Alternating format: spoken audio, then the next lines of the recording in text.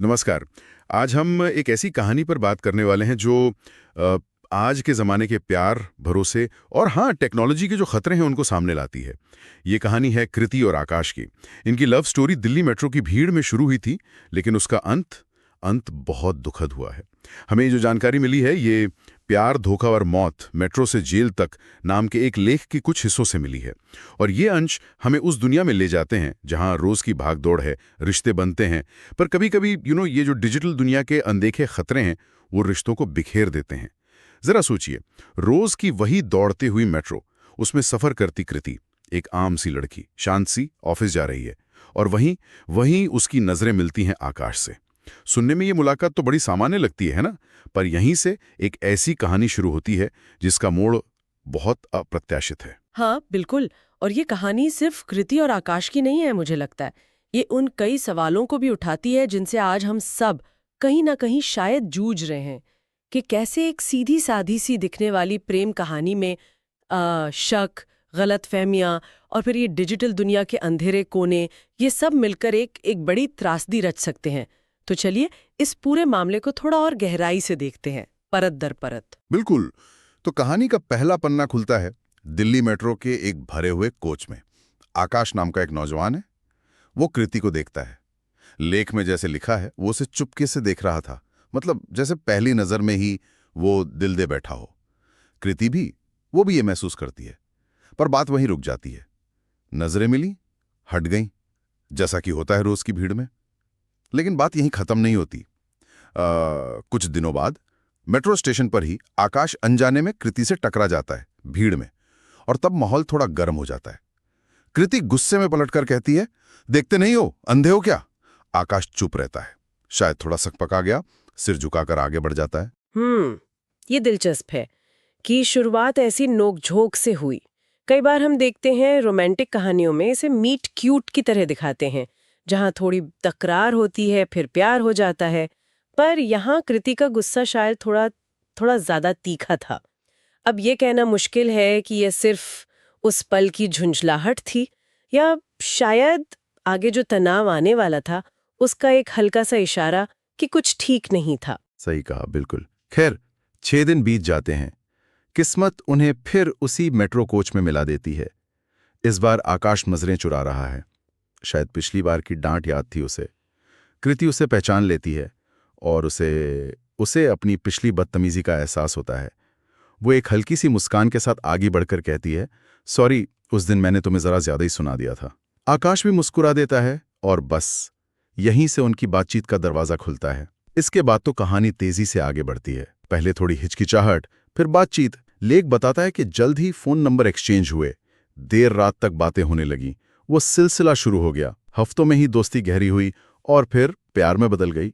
उन्हें लगा कि ये दोस्ती से ज्यादा है। फिर एक दिन आकाश ने हिम्मत जुटाई।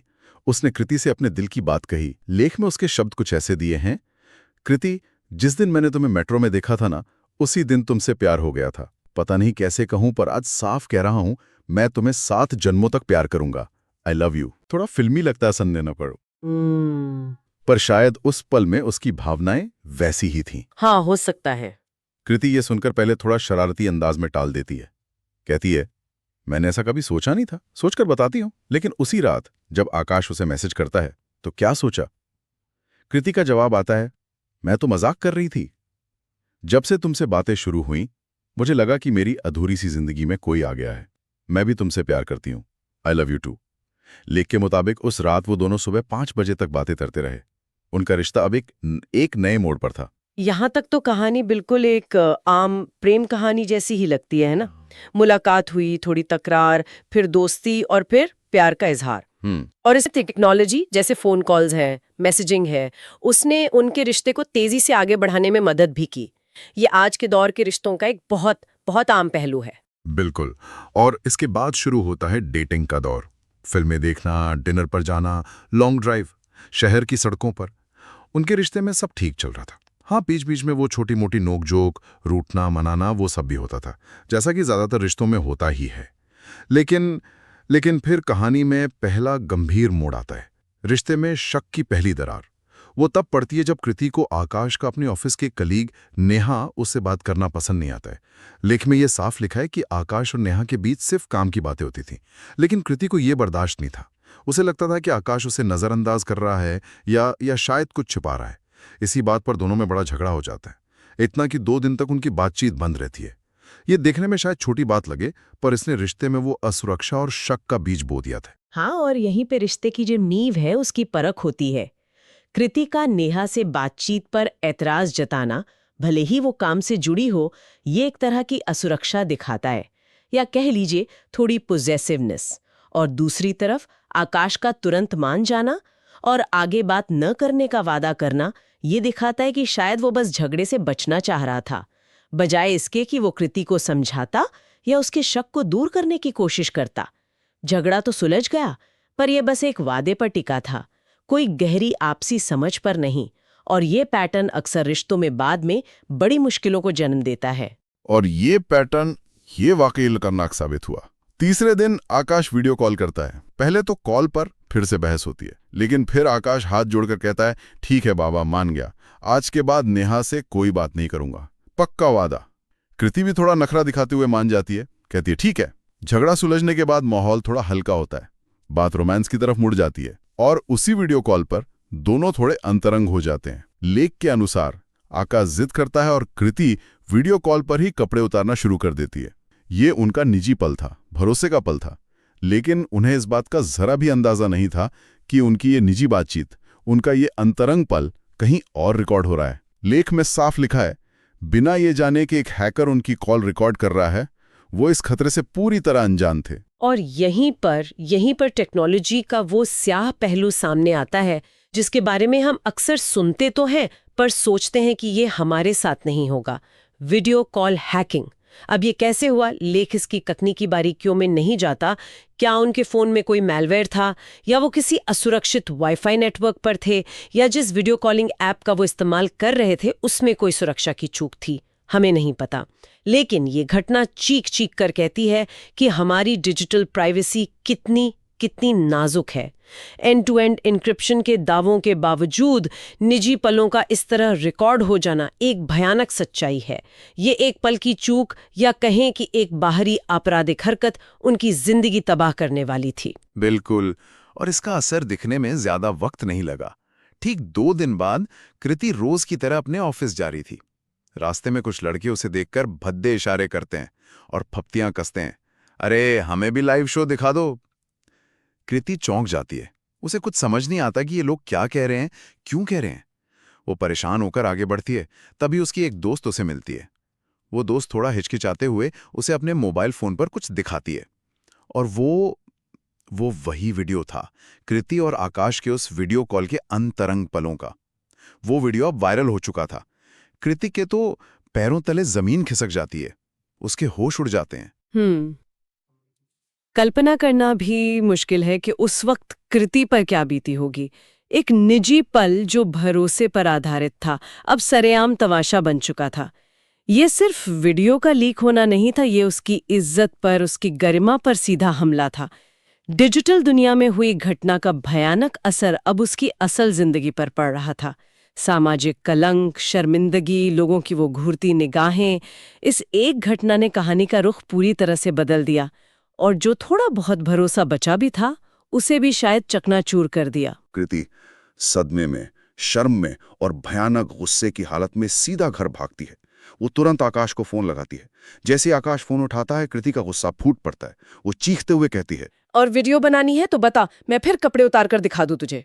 तुमने ये वीडियो वायरल की है ना, तुमने ऐसा क्यों किया? उसके हर शब्द में दर्द था, गुस्सा था और टूटे हुए भरोसे की कड़वाहट।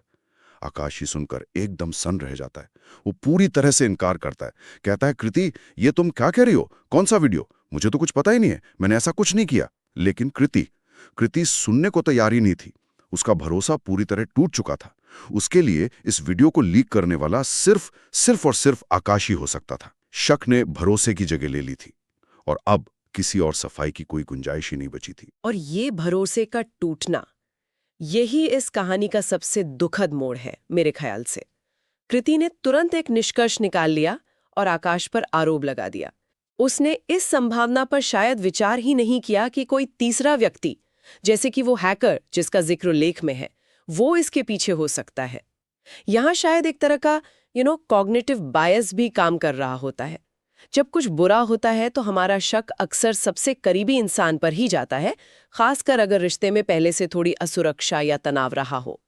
कृति के लिए उस वक्त शायद आकाश को दोषी मानना ही सबसे आसान या स्वाभाविक प्रतिक्रिया लगी होगी, लेकिन इस प्रतिक्रिया के परिणाम बहुत भयावह हुए। इसके बाद हालात बहुत तेजी से बिगड़ते हैं। कृति के घर वाले, जो इस घटना से जाहिर है बेहद नाराज और आहत थे, वो पुलिस में रिपोर्ट दर्ज करवा देते हैं। रिपोर्ट में सीधा आरोप आकाश पर लगाया जाता है। पुलिस आकाश को गिरफ्तार कर लेती है और उसे जेल भेज दिया जाता है। यहाँ व्यवस्था पर भी एक सवाल उठता है मेरे मन में। लेख हमें ये नहीं बताता कि पुलिस ने हैकर वाले एंगल की कितनी गहराई से जांच की, या क्या कोई तकनीकी सबूत जुटाए गए जिससे ये साबित हो सके कि वीडियो आकाश ने ही लीक किया था। ऐसा लगता है कि सिर्फ कृति के आरोप और शायद वीडियो के होने के आधार पर ही आकाश को गिरफ्तार कर लिया गया। साइबर अपराध के मामलों में जहां अपराधी की पहचान करना अक्सर मुश्किल होता है, क्या सिर्फ शक के आधार पर इतनी बड़ी कार्रवाई करना सही है?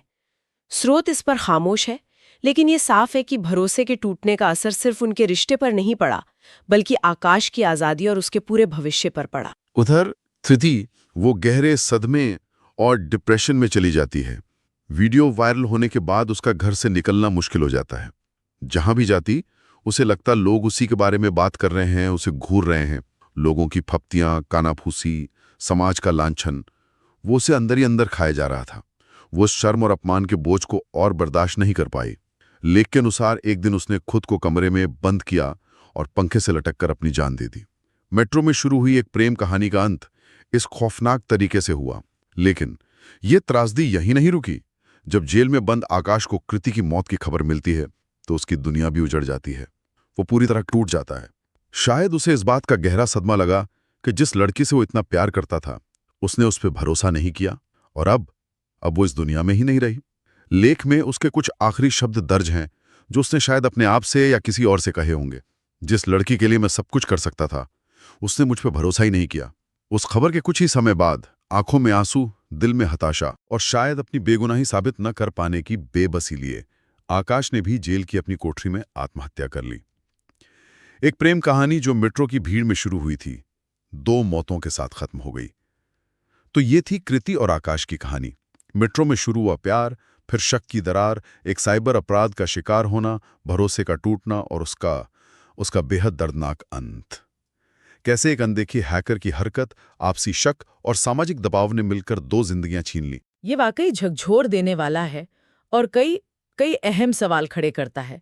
सबसे पहली और जरूरी बात जो ये कहानी उजागर करती है वो है रिश्तों में संवाद और भरोसे की अहमियत, खासकर आज के इस डिजिटल युग में।